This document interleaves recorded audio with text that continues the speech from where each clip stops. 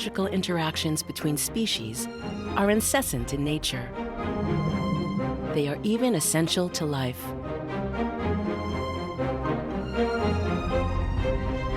Beneficial or fatal, these associations are influenced by the environment that shelters them. In their own way, they tell us about the landscapes and bring them to life. Above all, they remind us that ecosystems are fragile ecological chains with precarious balances, and more than ever, it is urgent for us to preserve them.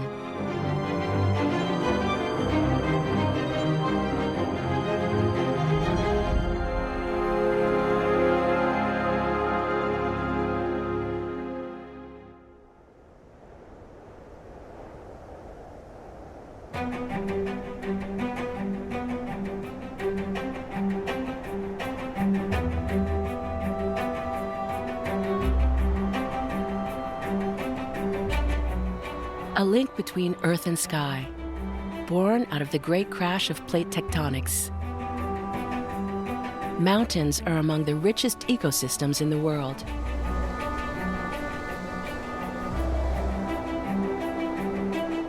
Stone colossi, they cover 25% of the Earth's land surface and are home to 3/4 of the species of mammals, birds, and amphibians. All of which, faced with the harshness of the elements, have forged strong alliances in order to exist.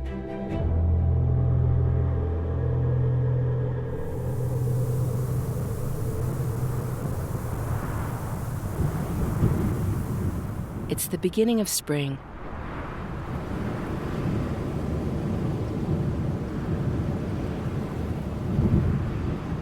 The sun begins to break up the snow crystals.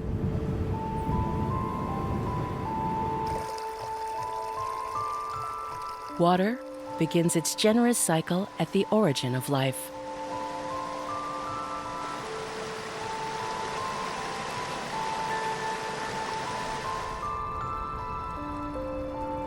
In the alpine meadows, flora and fauna wake up after months of sleep.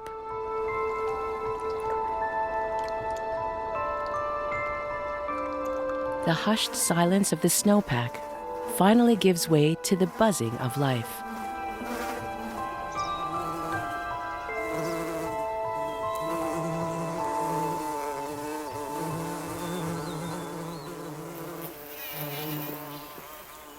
Here, at between 5,000 and 8,000 feet above sea level, everyone is having a field day.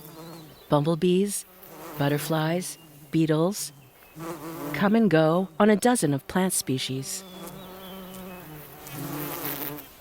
This incessant foraging is the basis of a crucial biological interaction for living organisms: pollination.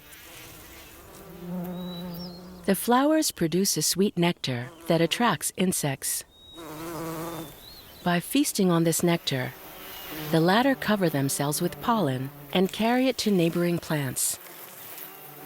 In this way, allowing the plants to reproduce.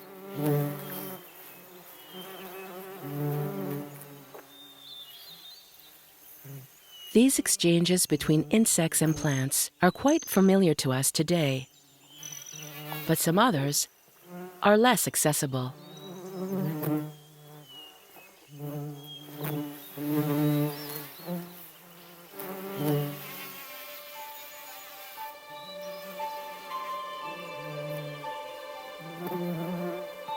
With its yellow globe 1 to 1.5 inches in diameter, it's impossible to miss the globe flower. It looks like a buttercup, except for one detail. Its petals, tied on top of each other, remain closed during its flowering stage, protecting its precious nectar from foragers. It's a true nectar vault. But its brilliance is such that some still try their luck. In vain.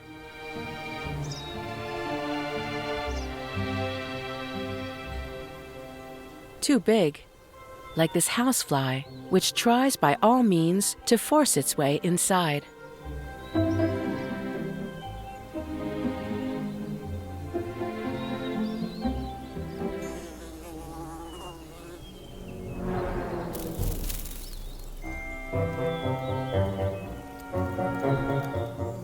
or too long. Like this insect, the Odemera tristis. It's sad because it is much too long to enter the vault. Finally, it tries these much easier mountain Parnassia. In fact, only one insect has the keys to accessing the treasure: the Chiastaceta fly.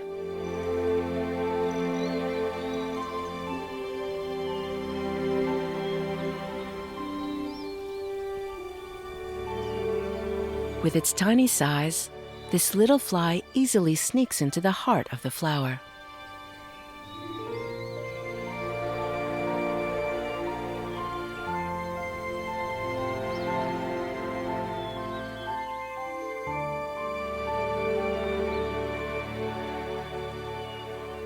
As it feasts, it will become covered with pollen and will ensure the plant's perpetuation in the landscape.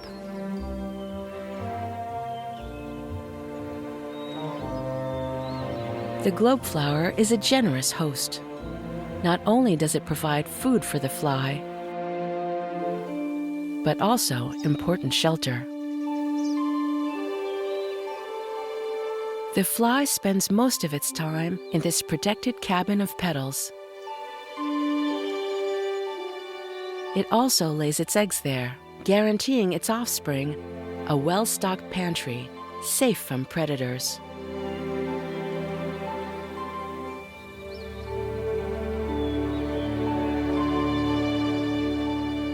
It's a fusional relationship between the globe flower and the fly. If one of the two species becomes extinct, the other will certainly follow. And how many more would then be in danger, faced with this upheaval?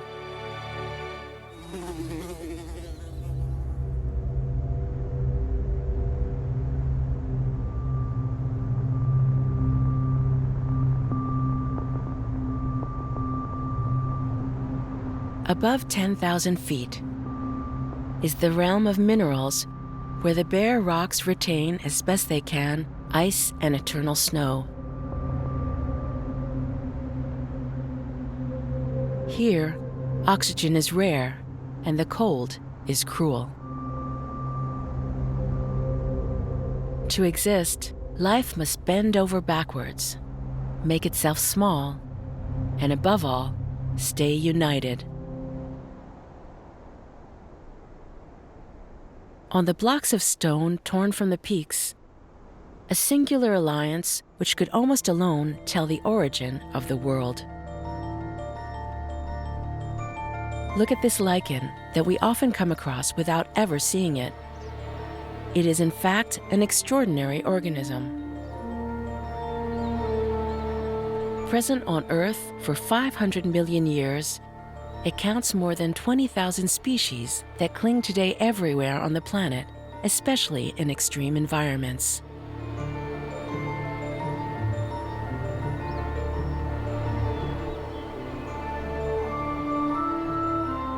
But what appears to be a single body is actually an association of two living beings: a fungus and a microscopic algae that depend on each other to live.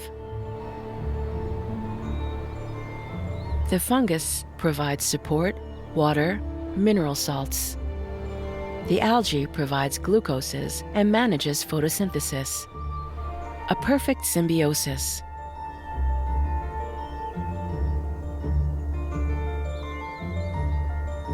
And the lichen does not stop there. It is what scientists call a pioneer organism. In other words, this minimalist life form arrives before the others to form an initial soil on which larger plants will be able to flourish.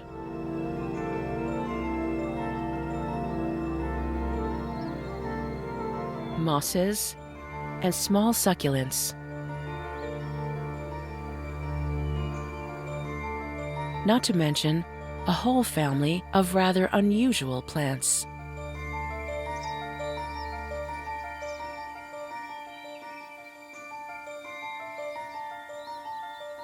Cushion plants owe their name to their domed shape. But don't be fooled by appearances. They aren't soft and gentle. They're real mountain dwellers. To resist the wind and the slope, they rarely exceed a few inches and live on a single root, deeply anchored in the mineral.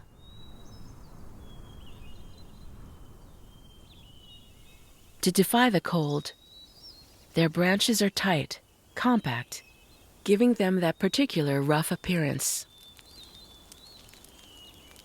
Plant bunkers cut for hostile environments. And this interests a whole fauna of insects.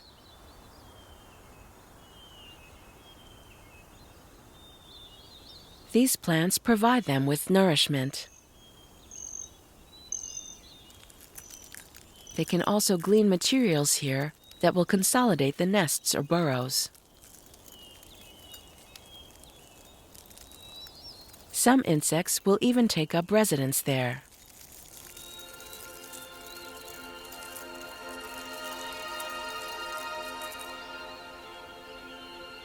Because under its cushions, it is hot when the temperature goes down and cool when the summer comes. It's year-round air conditioning with no effort.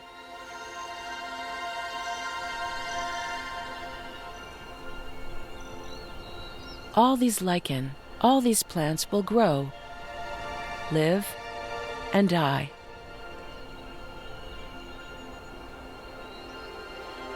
Over the centuries, in successive layers, their decomposition forms the soil on which the high-altitude grasses grow.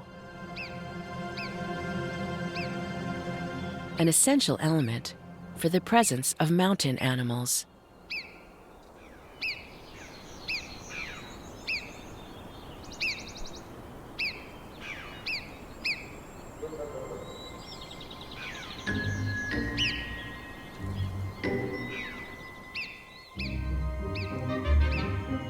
In the spring, marmots come out of hibernation.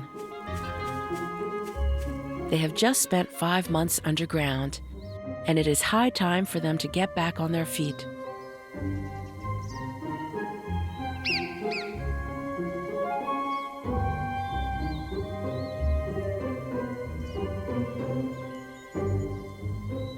Their favorite dish is precisely this fresh, rich grass from the alpine heights.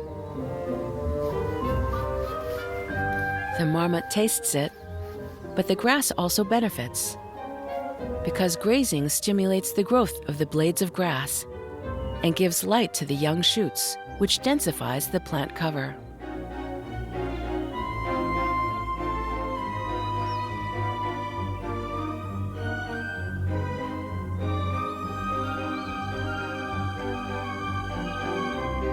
Marmots don't forget their comfort either.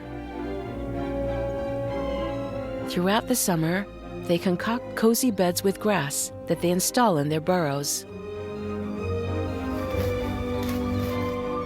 These mattresses will eventually dry out and degrade, enriching the earth with vegetable waste. And the virtuous circle does not stop there.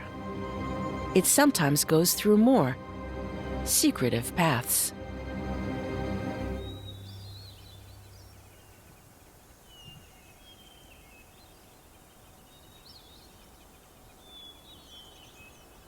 These ibexes, for example, they belong to the large family of goats that inhabit the world's summits.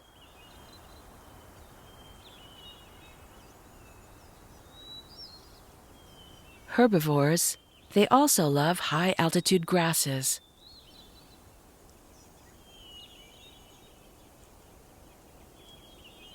And to thank nature for these delights, the latter defecate.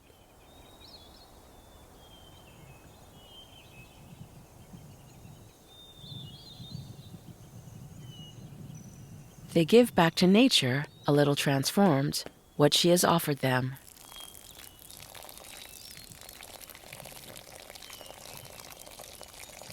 One might think these are simple wastes, and yet Their excrement contains nitrogen, phosphate, and other mineral salts, which will add to the soil and enrich it. There are also many undigested seeds. This is one way they get scattered, and this promotes the dispersal of plant species.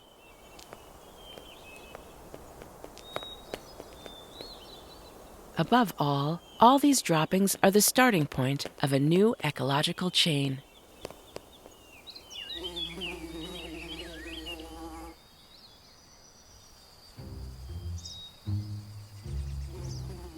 Coprophagia are all those animals that feed on the excrement of others.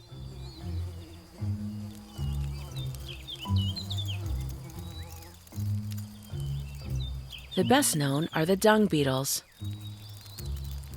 Endowed with a powerful sense of smell, these beetles are quickly informed about the last delivery. They then quickly form it into a ball that they will roll to their nest.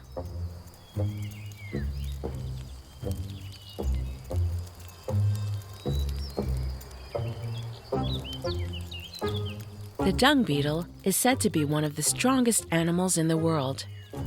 It can lift more than 1,000 times its weight. A real superhero.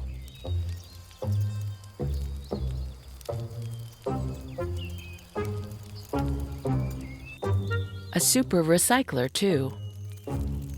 Because by digesting fecal matter, it prevents the proliferation of bacteria and parasites.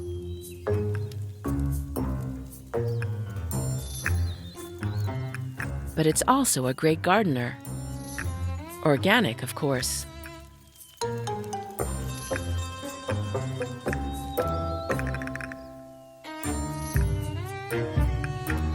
Because with the strength of its legs, it also fertilizes the soil. A genius of creation, so useful that it was revered by the ancient Egyptians.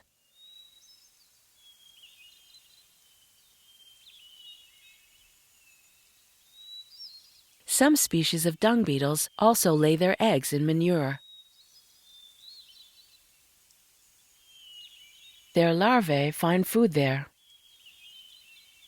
Warm, without the risk of being devoured by others.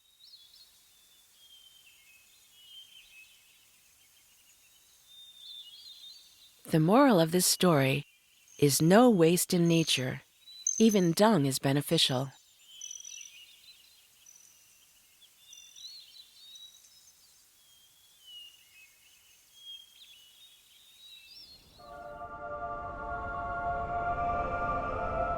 When you go deeper into the valley, the mountain offers another picture.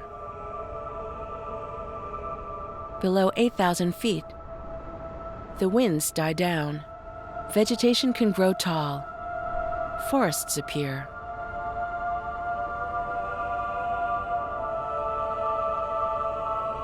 First, conifers, larches, spruces, firs, which in their own ways have learned to adapt to severe cold. You still have to go down a bit for the mountain to feel warmer.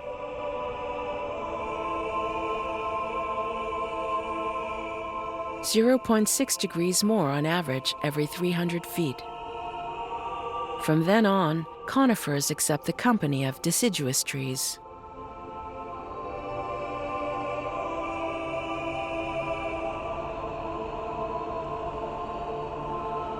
At these altitudes, humans and their influences remain rare.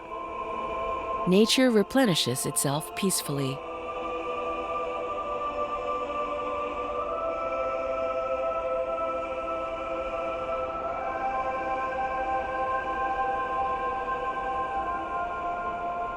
Here, like guardian angels, trees are more than ever at the heart of a multitude of biological interactions.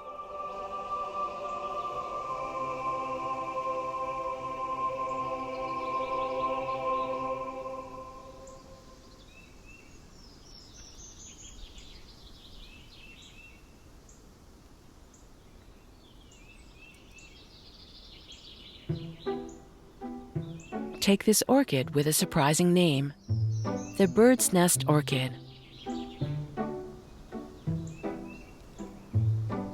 It owes its name to its roots, which are reminiscent of the twigs used by birds to make their shelters.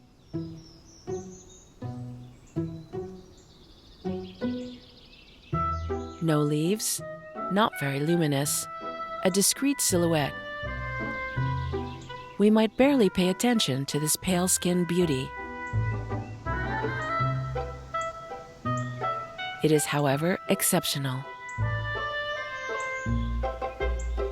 Lacking chlorophyll, the bird's nest orchid lacks photosynthesis and therefore cannot manufacture certain organic substances essential to staying alive.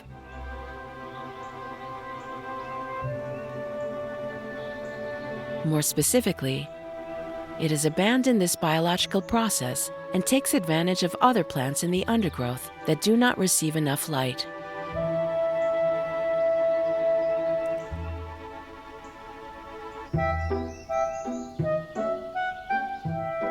So it connects to a nearby tree, or rather, to its roots. And it is the other that will provide the nutrients it lacks.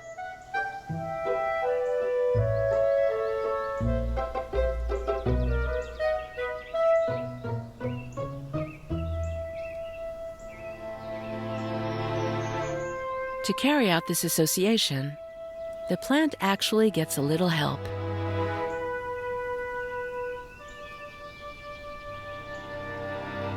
It takes advantage of microscopic fungi, which form the intermediary between it and the tree.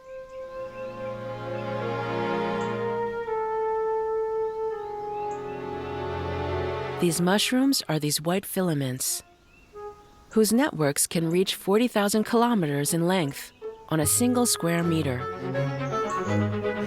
In scientific terms, they are mycelium. They will also facilitate the absorption of water by the plant. In the end, the bird's nest orchid, though seemingly quite reserved, knows how to surround itself with friends. It is very clever indeed.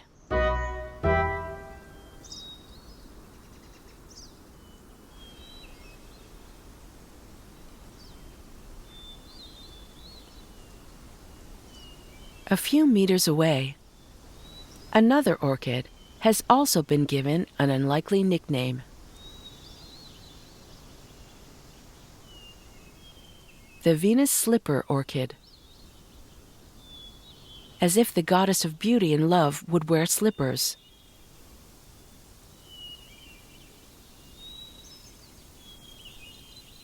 First of all, this mountain dweller has a weakness for umbrella trees, and only wakes up in the shade of generous branches. It lives between shadow and light, hence its classification as a semi-heliophile.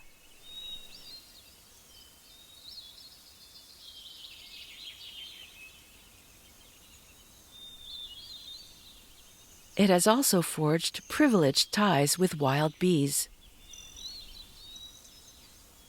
and offers them a landing spot on a giant petal in the shape of a gourd, the labellum.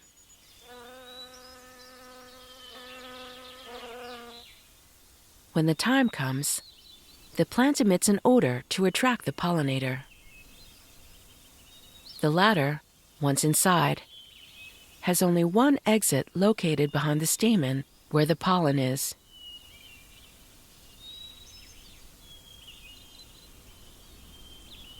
It covers itself while passing through with the precious seed and will ensure the perpetuation of the species.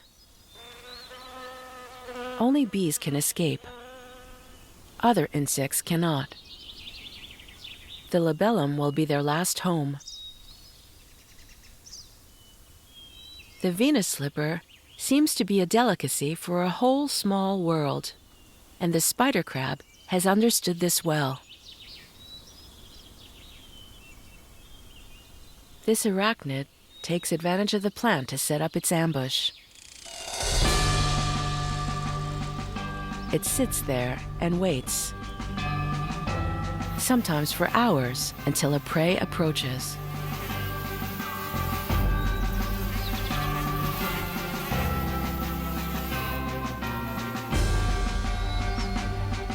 The spider's name comes from its two long pairs of front legs that allow it to hunt as it looks out.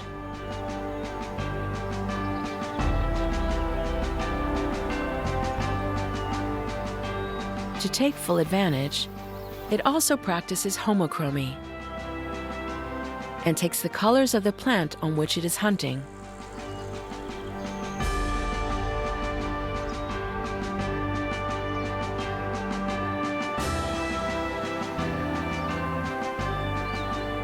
This time, lunch is guaranteed. The crab spider is bold. It doesn't hesitate to tackle bigger insects than itself. It then just has to inject, using its fangs, a substance that will liquefy its prey's tissues. Then, it just has to suck. Enjoy your lunch.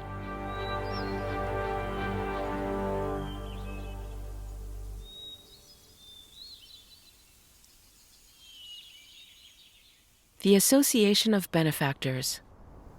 Sometimes a species must compensate for its inability to do something. It needs to make a tacit contract with a philanthropist, one might say, who will work for it without even knowing it.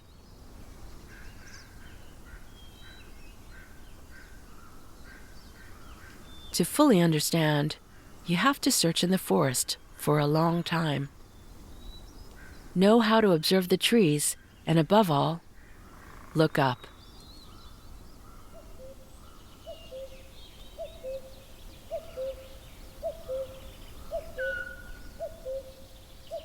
In the middle of a trunk, here is one of the two parties in the contract.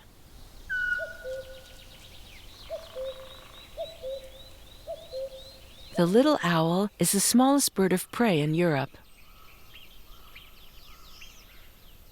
Barely 8 inches high.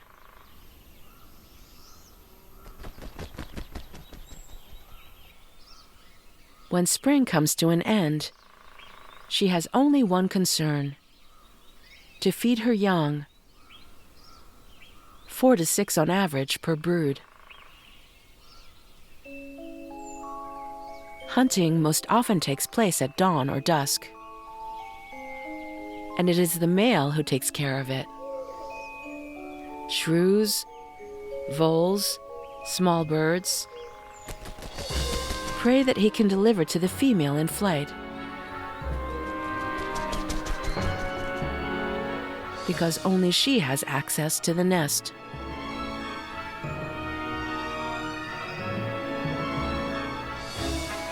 The nest.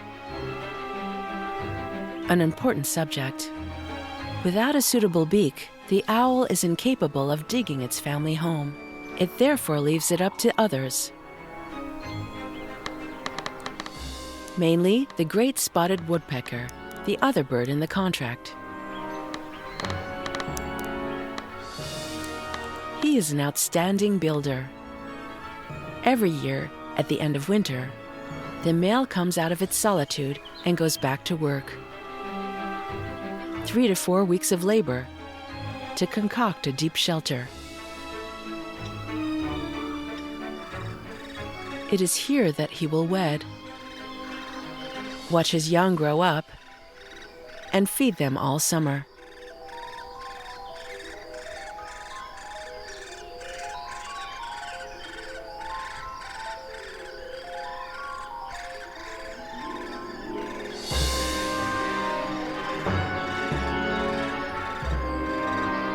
The chicks have grown up, and the entire woodpecker family will leave the nest, which will not remain unoccupied for long.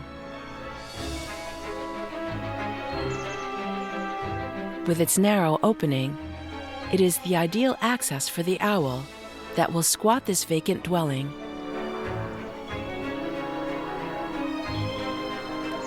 A resourceful opportunist.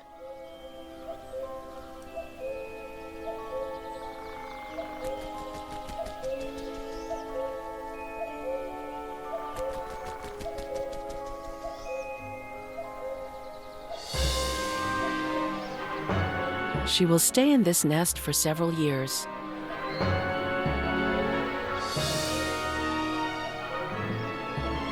And as she lives here for a long time, she keeps it clean. The owl, a good housekeeper, regularly throws away the leftovers from the feasts, which do not go to waste.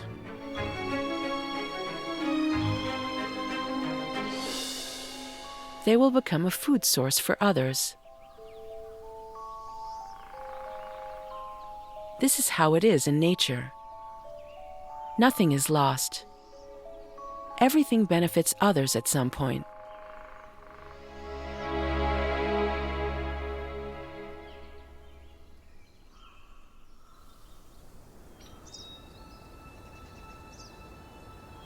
This is also what well-known mountain raptors say to each other. Every morning, the Griffin Vultures leave the rocky cliffs where they spent the night.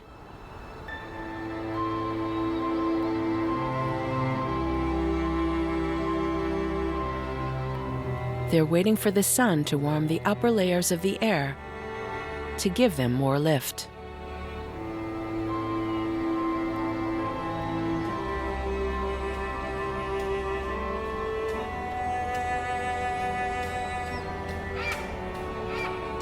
They draw huge circles in the sky in search of the carcasses of wild or domestic animals.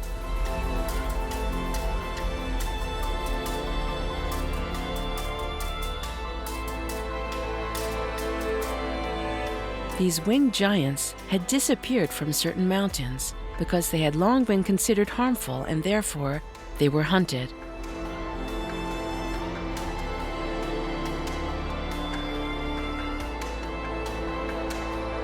Until researchers established that the stomachs of these birds offered unparalleled resistance to many pathogens.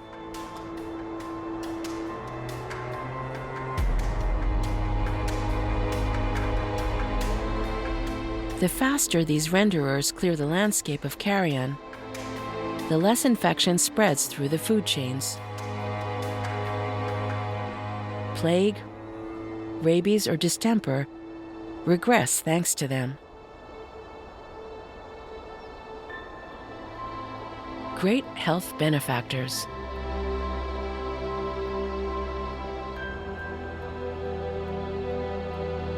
When one of them spots a corpse, it then reduces the size of its circles and lands. For the other members of the group, it's a signal. They can join the gorging, that is to say, the feast.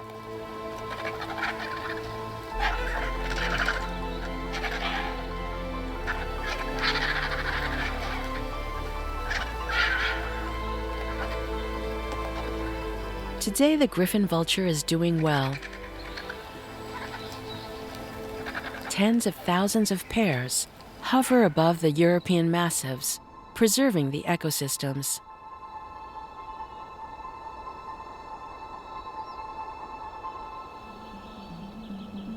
Exquisite corpses.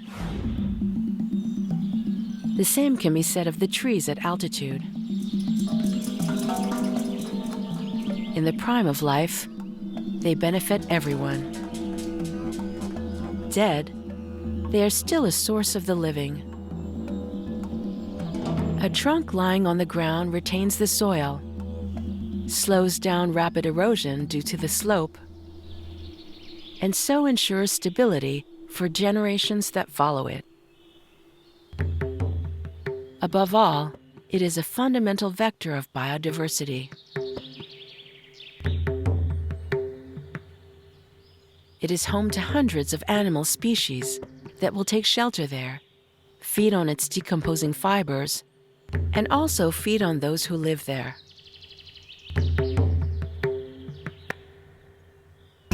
A rainwater sponge. It also constitutes a reserve of freshness during droughts. Fauna or flora. 1 in 5 forest species depends on dead wood for its survival.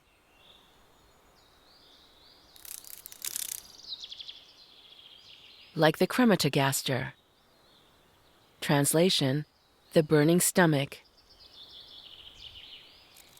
This ant is easily recognizable by its pointed abdomen, in a heart shape, as specialists say. A heart that stings, because it raises it when a threat arises. It then expels formic acid to warn its fellow creatures and scare away the intruder. No question, for example, of sharing lunch with flies.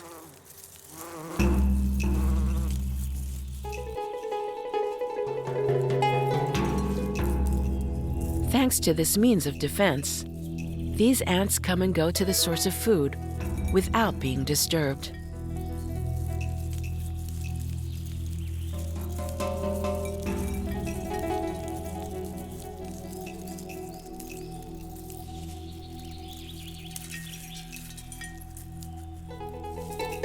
This ability interests another ant, more imposing than the crematogaster, which also lives nearby. The Camponotus lateralis. It will therefore take advantage of the crematogaster in order to find its food in complete safety. But in order to go unnoticed, the Camponotus must use chemical camouflage and secrete molecules that make it pass for a crematogaster. The Camponotus practices what is called Batesian mimicry, meaning imitating the capacities of organisms to protect themselves from predators, feed, or even reproduce.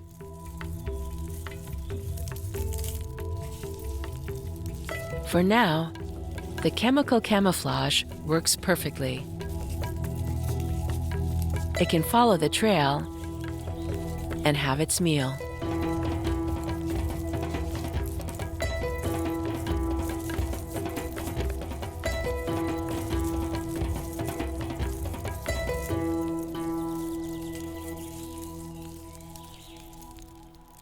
On the other hand, this other Camponotus was not fast enough. It is in a dance of death.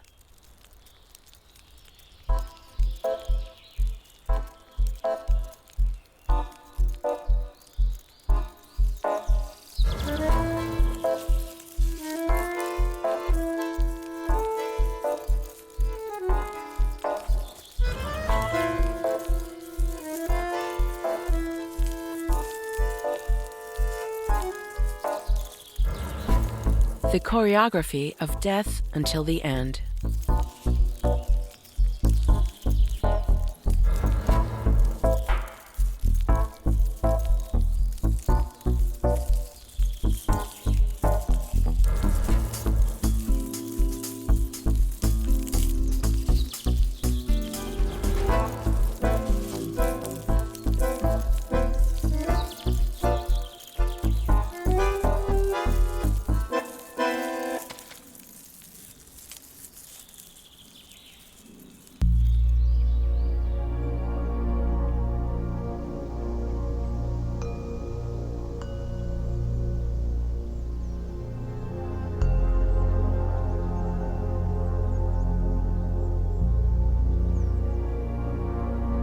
Night falls on the mountain.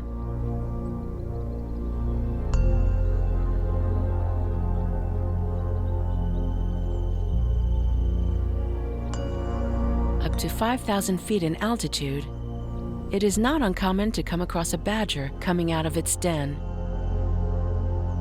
He leaves to feast on tubers, fruits, and maybe a few insects and other batracians. Predator on one hand, benefactor on the other.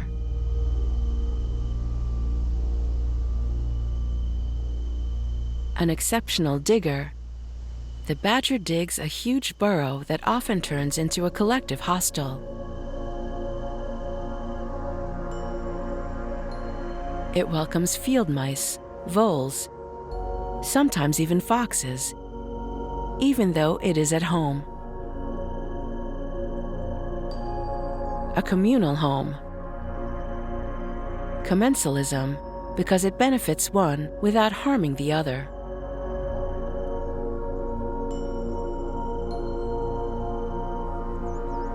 Elsewhere, these scientists are preparing to face the cold night that awaits them. These researchers from a conservatory of natural spaces must inventory the mosquitoes and night moths that haunt the altitudes.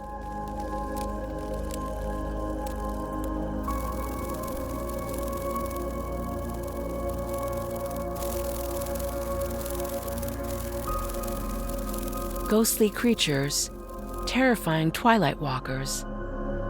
They are nevertheless one more crucial link.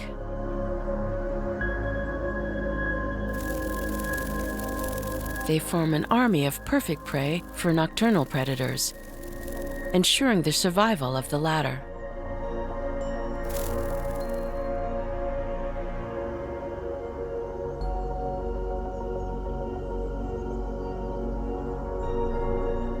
Prime choice prey, especially for the mountain zygiel.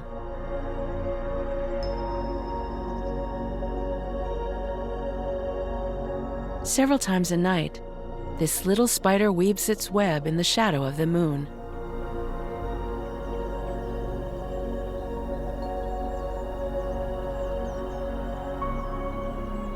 A trap that does not seem to have been made by the most skillful of workers.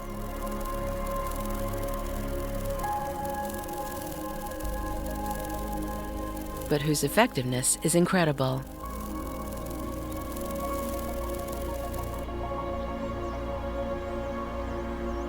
The silken trap often catches several unwary prey.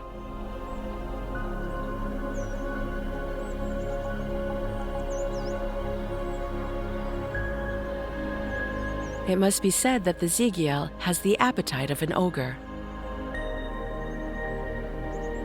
It can devour 4 to 5 victims per night, which, given its measurements, makes it one of the most gluttonous spiders in all of creation.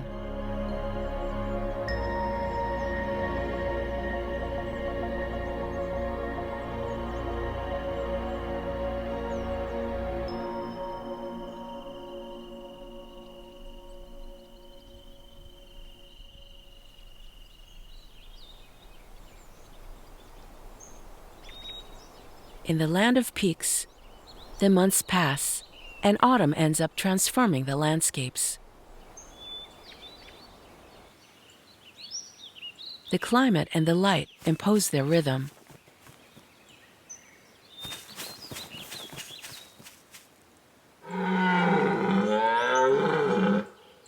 While among the majestic pines, the lords of the woods search for a mate, other species hasten to prepare for winter.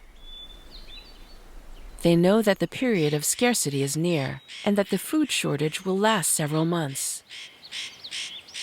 In the middle of the Swiss pines, it is common to discover the cones of its trees resting on stumps, as if an Epicurean had made a great lunch here.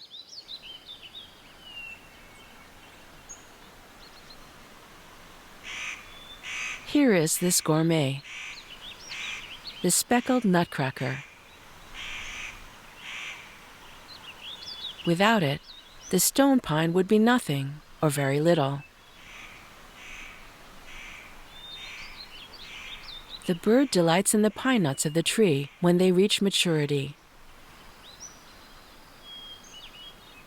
Equipped with a powerful perforating beak, it is the only animal able to break them to recover the seeds, which it will hide all around in order to constitute a winter food reserve.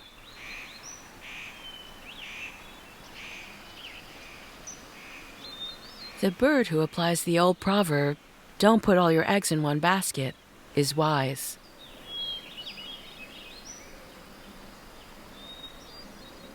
A single speckled nutcracker would single-handedly scatter thousands of seeds across the forest, but only recover 2/3 of them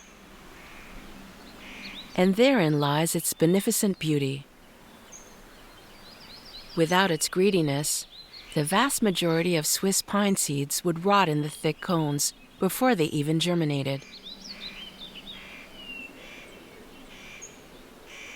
The speckled nutcracker facilitates the development of young trees and promotes the spread of this majestic species.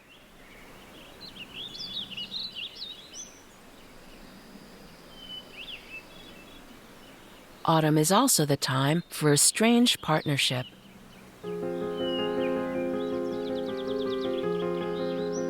A biological interaction that navigates between two sciences, botany and entomology. In an oak tree, strange protuberances appear. The average person could almost think it's fruit, but it's not. These are galls, growths caused by an insect bite. Cocoons that house one or more larvae, developing safely from predators.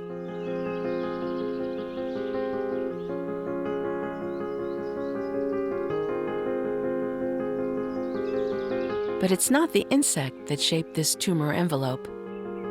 It's the tree. More specifically, the animal stings to lay eggs and at the same time injects a chemical substance that will reprogram the plant cells at the precise location of the sting, resulting in spectacular deformations.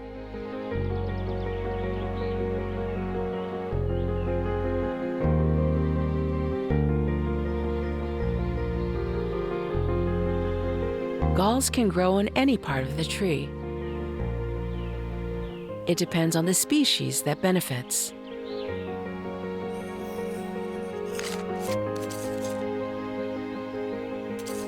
The insect thus diverts the biological process of the plant and puts it at its service. Simple parasitism.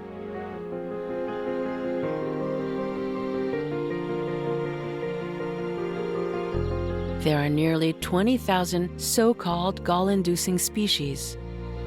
These are insects, sometimes bacteria, or even fungi. Each forming growths, each more extravagant than the other.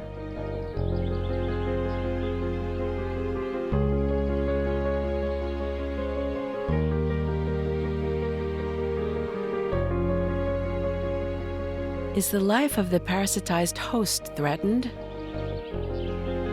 These tumors are most often benign. They can weaken it, but rarely kill it.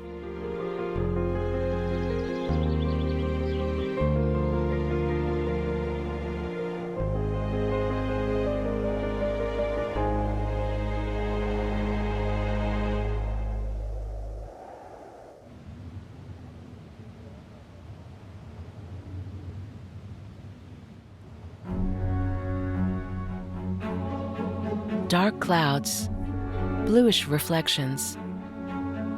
The mountains are wrapped up in the frost.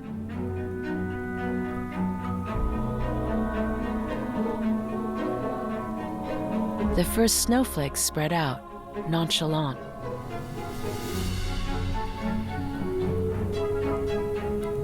Here more than elsewhere, nature is the master of the pace.